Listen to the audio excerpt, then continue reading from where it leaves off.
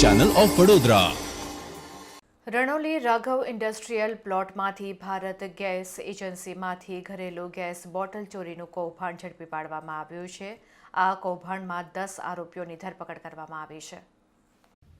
રણોલી જીઆઈડીસીમાં આવેલ Raghav industrial plot number 4માં શ્રીનાથજી ભારત ગેસ એજન્સીના સુપરવાઇઝર તથા ટેમ્પા ડ્રાઈવર હેલ્પર દ્વારા ઘરેલું ગેસ બોટલમાંથી થોડો ગેસ પાઇપ વડે કાઢીને કમર્શિયલ ગેસ બોટલમાં ઠાલવીને ગેસ ચોરી કરતા હતા।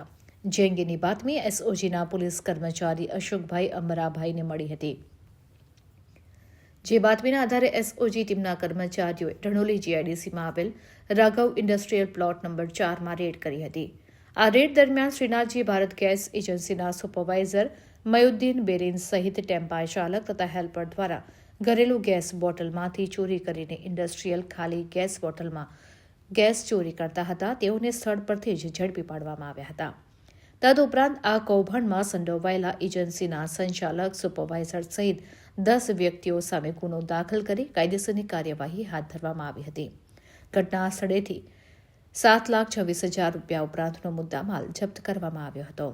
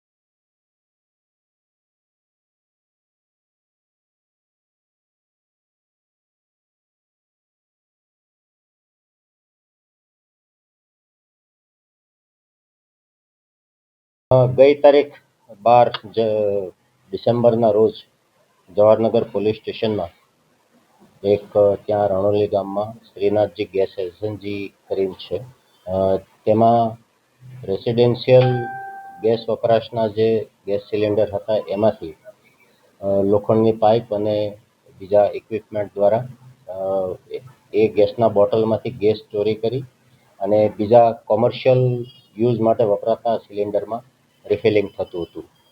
આ બાબતની બાતમી એસઓજીને મળેલ હતી અને એસઓજીએ ત્યાં રૂબરૂ જઈ અને જે સ્થળ બતાવ્યું છે તે સ્થળ ઉપર છાપો મારતા ત્યાંના 10 કર્મચારી અને જે આ બધું કામ કરનારા હતા તે માણસો મુદ્દામાલ સાથે પકડાઈ આવેલ છે। કોમર્શિયલ ગેસ સિલિન્ડરના ગેસ બોટલમાં ગેસ ભર્યા પછી એનું રીપેકિંગ અને રીસીલિંગ પણ એ લોકો ત્યાં જ કરતા હતા।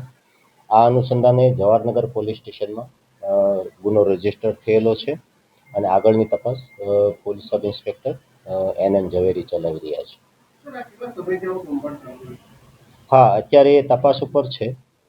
હવે એ તપાસ ડીપમાં કરશે એટલે ખ્યાલ આવશે કે ભાઈ કેટલા ટાઈમથી આ ઇલીગલ પ્રવૃત્તિ ત્યાં થતી હતી। પ્રીમાઇસીસમાં જ થતી હતી? હા, પ્રીમાઇસીસની અંદર જ। અગાઉ પણ કયા ગુનાઓમાં આ એજન્સી છે? ના, એ હજુ સુધી ઓન રેકોર્ડ નથી આવ્યું કે ત્યાં અગાઉ પણ આવો બનાવ બનેલો છે, ઓન રેકોર્ડ નથી। સાહેબ, આ કેટલું ગંભીર પ્રકારનો ગુનો છે? કારણ કે આવી રીતે ગેસ ચોરી કરતા એ વખતે બ્લાસ્ટ થાય ત્યારે પણ કેટલા લોકોના જીવ જઈ શકે? હા, ગંભીર બાબત તો છે જ। ચોરી કરવી એ ગુનો તો છે જ, પણ ગંભીરતા એટલા માટે છે કે જ્યારે એક બોટલમાંથી બીજા બોટલમાં સિક્યોર્ડ ઇક્વિપમેન્ટ વગર જ્યારે ગેસ ટ્રાન્સફર થતો હોય અથવા રીફિલિંગ થતું હોય તો આવા ભયજનક બનાવ બનવાના ચાન્સીસ 100% હોય છે। એટલે એ અનુસંધાને આ ઇન્સિડન્ટ સેન્સિટિવ તો ગણાય છે। કયા આઈપીસી કોડ કન્ડક્ટ હા, BNS પ્રમાણે આપણે એમના વિરુદ્ધ ગુના દાખલ કરેલા છે. BNSમાં જે છે, એક તો આવશ્યક ચીજવસ્તુ ધારા હેઠળ એમના વિરુદ્ધ ગુના દાખલ કરેલા છે અને 316, 4, 318, 5 અને 120B અનુસંધાને આપણે એમના વિરુદ્ધ ગુના દાખલ કરવામાં આવેલ છે. કુલ કેટલા આરોપી છે સાહેબ અને કુલ મુદ્દામાલ? આરોપી કુલ અત્યારે 10 પકડાયા છે. એમાં 7 વડોદરાના છે, 1 આણંદનો છે અને 2 પંચમહાલ જિલ્લાના છે. એક આરોપી પકડાયો નથી, એ પણ બરોડાના છે. કુલ આરોપી અત્યારે 11 છે. એમાંથી આપણા હાથ ઉપર 10 છે. મુદ્દામાલ જે છે એમાં એક ટેમ્પો રિક્ષા છે, પછી કોમર્શિયલ અને રેસિડેન્શિયલ જે બોટલ હતા કોમર્શિયલ, એ એમના ખિસ્સામાંથી રોકડ જે કબજે કરી છે એ ત્રણે 9 જણા કે 10 જણા જે એમની પાસે મોબાઈલ એ મળી કુલ 7,26,000 જેવો મુદ્દામાલ પોલીસે સીઝ કર્યો છે. સાહેબ, આ ખૂબ સારી વાત છે.